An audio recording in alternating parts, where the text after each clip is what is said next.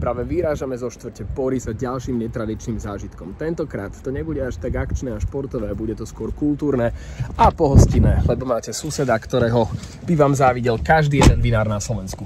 Vybrali sme sa po stopách legendárneho devinského Riebesláku. Riebeslové víno je veľmi trendové a dokonca sa jedna z jeho najcennejších značiek vyrába priamo na lúke v okolí Borov.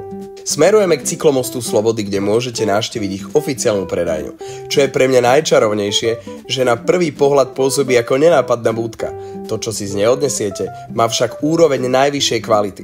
Ich víno získava zlaté medaily po celom svete, ako aj napríklad viaceré prvenstvá na Grand American Wine Competition.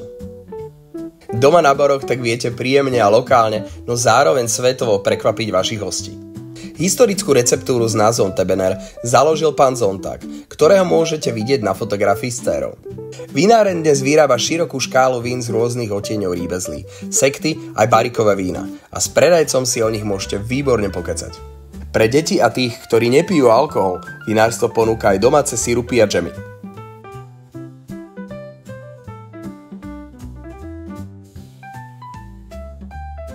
Toto bol ďalší diel z našich netradičných ciest zo štvrte Bory. Tešíme sa na budúce a my máme už svoju úlohu.